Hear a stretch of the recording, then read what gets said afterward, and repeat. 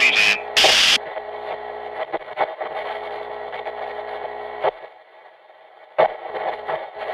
Who doesn't lie? Everyone does, some to survive, others just for fun. But what happens when a simple lie twists, mutates, and becomes something much darker? By the time this story ends, you'll be asking yourself, was there ever a truth to begin with? The night was quiet, too quiet. Shops were closing, workers heading home, the streets empty, except for the hum of flickering streetlights.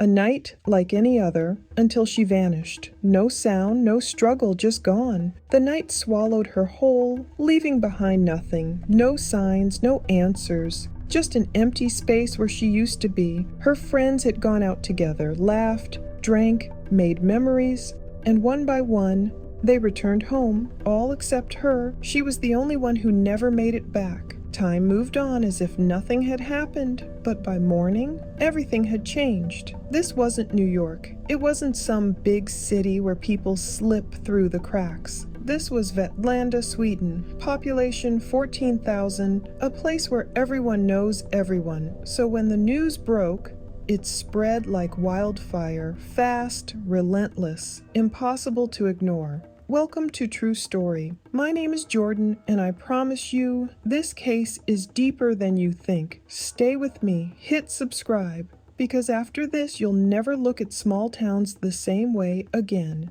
And after that night, nothing would ever be the same. Tov Tonis and her boyfriend Albin had the perfect plan for the evening. Just the two of them, their dog, and a quiet night of gaming. But then, a text. Mohammed had plans, and Tov, she was never one to turn down a night out. The ride to Noet was short, just 10 minutes, long enough for the cool air to sharpen her senses. Albin stayed home, assuming she'd be back soon. By 12:10 a.m., Noet was alive. Music pulsing, bodies moving. Tov found Mohammed and Amir slipping seamlessly into the rhythm of the night. No one knew that. Within hours, she would vanish. At 1 a.m., Noet locked its doors. By 1:08, the night was over for most. But for Tov Tonis, it was just beginning. 1:30 a.m., Albin's phone lit up, a single message. Joanna hit me.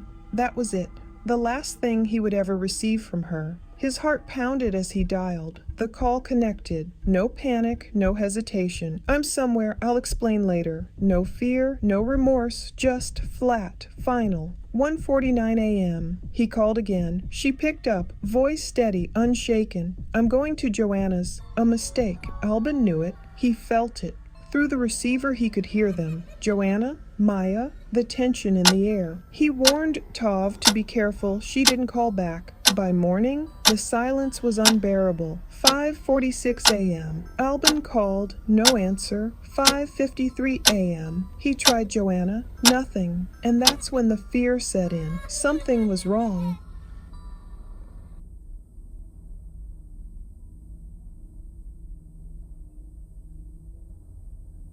6 a.m. Joanna called back. Her voice was smooth, too smooth. No urgency, no concern. She claimed she had just stepped out of the shower. Said Tov left around 3 a.m. like it was nothing. Albin clenched his phone. That didn't sound right. The Tov he knew wouldn't just vanish into the night without a word, but maybe, just maybe, she had gone to her father's house. That made sense. Right. He called Peter. No answer. His stomach twisted, but he forced himself to breathe. Maybe her phone had died.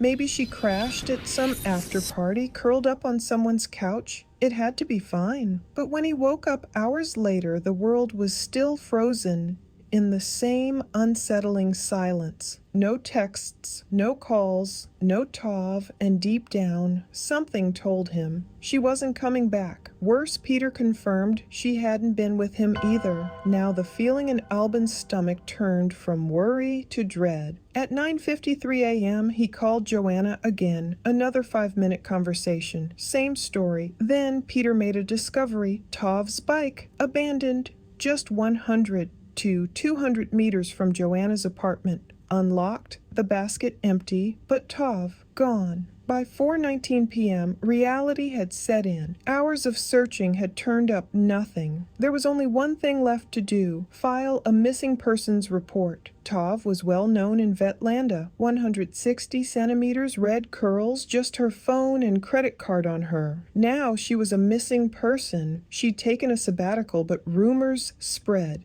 Antidepressants? Had she run away? Her family and friends didn't believe it. Police pressed on. A fight at Knowit. Blurry details, conflicting stories. The last to see her? Joanna and Maya. Tov's bike. Abandoned. Less than 200 meters from Joanna's apartment. That's when things got weird. A neighbor came forward, said he'd heard something that night. A thud. Loud enough to make him and his father check Joanna's place. The police pressed Joanna. No hesitation, no panic. Tov left at 3 a.m., she said. After that, she went to McDonald's with her neighbor. Simple, too simple. Then the cracks started showing. Joanna admitted she and Tov had history. Best friends turned strangers. Fights, drinking, personal drama. By spring, they weren't even speaking. And then her story shifted. Joanna's version of Tov, a girl drowning in self-destruction, self-harm, drinking, always reaching for attention. At least, that's how she put it. And then came the fight. It was loud at Knowit that night. Music thumping, voices blending into a blur. But Tov, she sliced through the noise like a blade. She walked up to Joanna, looked her dead in the eyes, and with a voice cold enough to quiet a room, she asked, "Joanna, how does it feel, being the worst person in the world?" Joanna didn't blink, didn't flinch, but something in the air shifted. Joanna claimed she had tried to brush it off, but before she knew it, Tov lashed out, hitting her hard. She insisted that if her friends hadn't stepped in, it could have been much worse. Security got involved. The night could have ended there, but it didn't. Instead, Joanna invited Tov over. A peace offering, she said, a chance to settle things. At 3 a.m., they stood together in her apartment. Joanna said they even hugged before parting ways. And then nothing. No one knew where Tov went next. But there was that thud, that unmistakable sound that had startled Joanna's neighbors, loud enough for them to check on her. Joanna had an answer for that too. She said Maya, sick from the night's events, had collapsed in the bathroom. The sound they heard, just her hitting the floor. Joanna claimed she had spent the rest of the night cleaning up, helping Maya to her feet, and sending Tov on her way. She swore Tov had left by 3 a.m. But if that was true, why did it feel like something was missing? Investigators were closing in. Joanna told police she had left her apartment to grab McDonald's for her sick friend Maya. A neighbor had given her a ride. That was all they had, until they checked Tov's phone records. And what they found changed everything. Between 2:47 and 3:08 a.m., Tov's phone was moving between Joanna's apartment and McDonald's. Then, at 3:08 a.m., it returned to Joanna's apartment, and it stayed there for nearly 40 minutes. The final ping, 3:50 a.m., far from Joanna's home. After that, nothing. No more texts, no more calls, no more signals. If Tov had really left Joanna's apartment at 3 a.m., why was her phone still moving with her? Then came another problem. Joanna insisted that when she got back from McDonald's, Tov's bike was gone. But her neighbor, the one who was with her, said otherwise. He claimed the bike was still parked in the same spot. Now, Joanna's alibi wasn't just shaky, it was falling apart. And the people of Vetlanda, they weren't buying her version of events. Tov's twin sister, Mai, was about to drop another bombshell. Tov's twin sister, Mai, had her own perspective on Joanna. The two women had stopped speaking after a fallout. One that stemmed from Joanna spreading false rumors, accusing Tov of cheating on her boyfriend, and that wasn't all. One of Joanna's ex-boyfriends even claimed she had once tried to set his apartment on fire, though he never reported it to the police. And then there was January 6th. That night, an unknown individual had set fire to the front door of Tov and Mai's family home. The case remained unsolved until investigators checked Joanna's phone records. She had been in the exact area at the exact time. Now the police had enough to search her apartment, and what they found raised even more red flags. The place reeked of cleaning agents, especially in the bathroom, but while everything else seemed meticulously scrubbed, 2 wine glasses sat untouched on the counter. Next to them, a roll of black garbage bags and an empty wine box. It was an odd scene, a spotless apartment, but overlooked details. Then came the neighbor's testimony. The father and son living nearby didn't just hear 4 loud bangs coming from Joanna's apartment that night. They also heard something else, kicking. When they knocked on Joanna's door, there was no answer. The father gave up and returned home, but the son stayed behind. Moments later, Joanna finally emerged. She spoke casually to the son, who then offered her a ride to McDonald's. And as for Maya, her version of the night aligned perfectly with Joanna's, too perfectly. Something deeply sinister had happened inside that apartment, and detectives knew they needed more evidence to prove it. Weeks later, forensic data from both Joanna and Maya's phones revealed something chilling. At exactly 3 a.m., both phones went completely silent. What happened inside that apartment? And more importantly, where was Tov?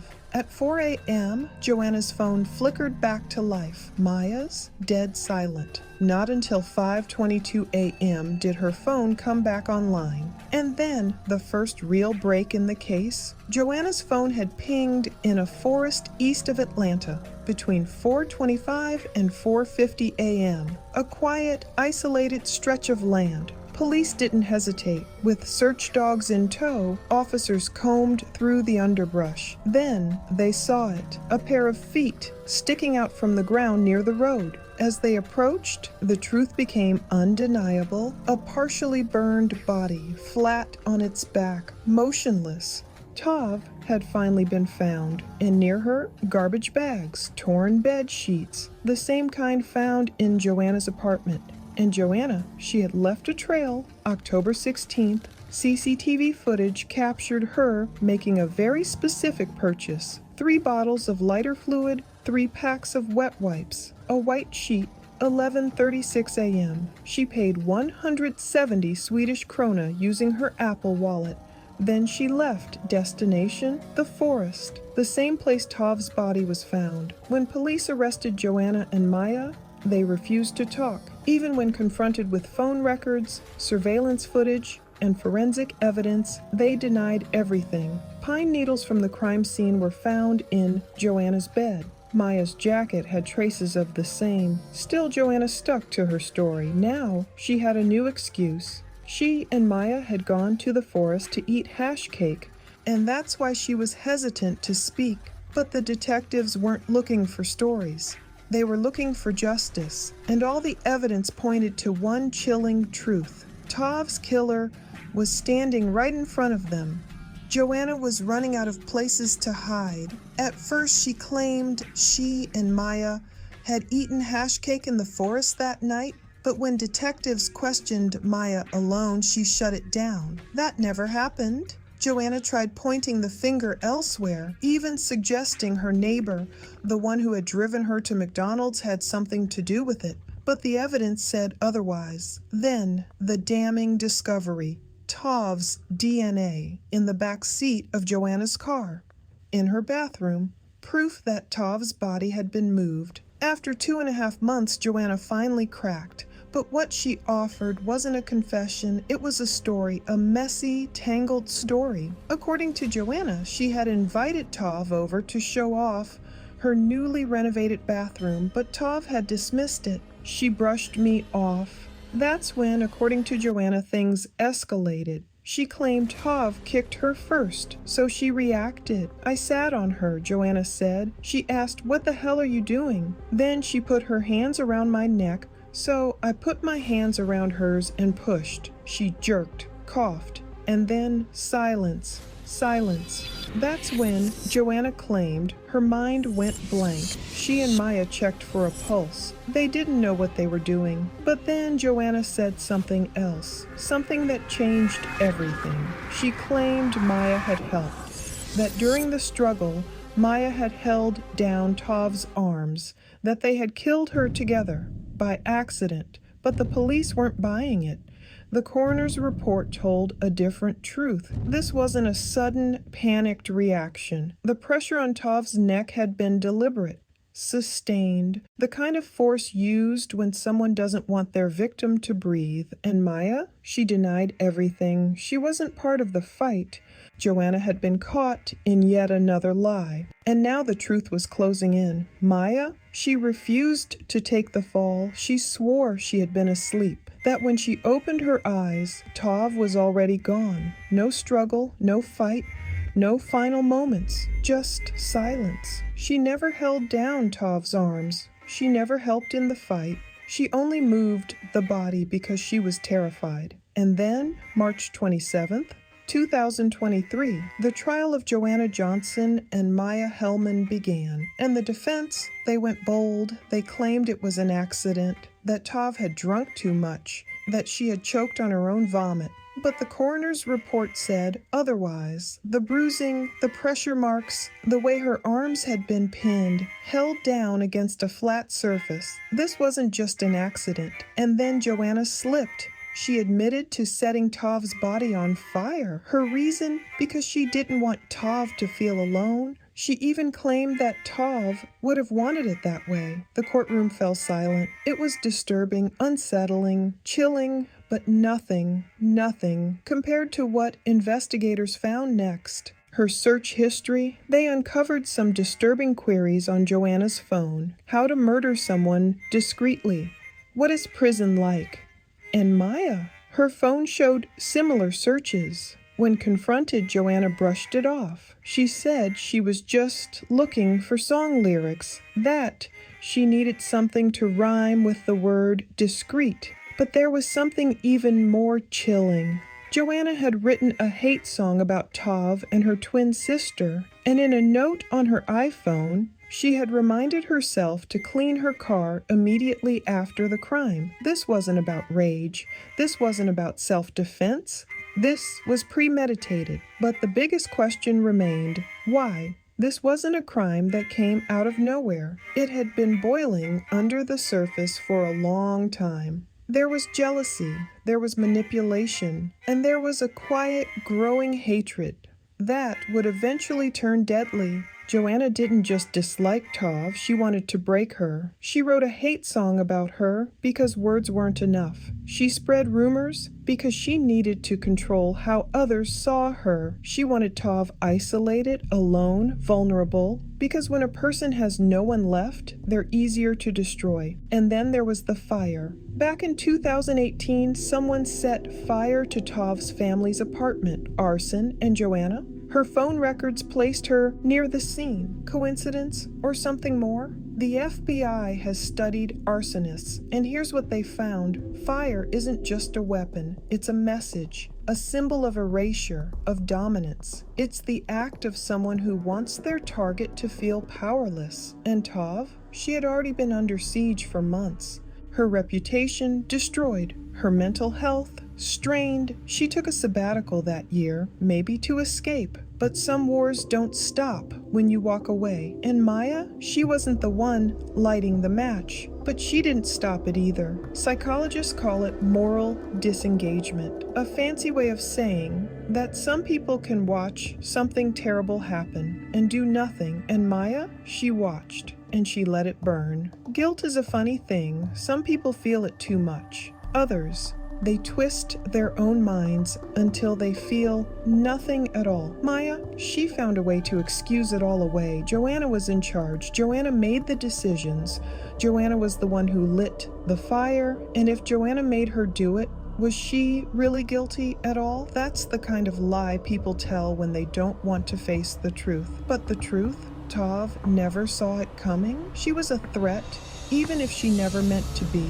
Maybe she was too charismatic, too well-liked. Maybe she had something Joanna could never have. Either way, Joanna wanted control, and when rumors and humiliation weren't enough, she needed something bigger. She needed to erase her. Maya? She just watched it happen. The two of them fed off each other. Joanna's hunger for power, Maya's passivity, one pushed, the other let it happen, and once the fire started, there was no going back. There's a reason crime analysts say that relational aggression escalates. A 1995 study found that even young girls learn to weaponize social control and exclusion. Most grow out of it. Joanna, she perfected it. By October 16th, Tav was gone. By April 19th, 2023, Joanna and Maya joined the history books, the first women under 21 sentenced to life for a crime this brutal. Justice, or just the inevitable end of a story that was bound to end in ashes? Justice is never simple. In October 2023, Joanna's life sentence was cut to just 16 years. Maya, she walked free. Though still convicted of gross violation of a body, she had already served 12 months in detention. But the story didn't end there.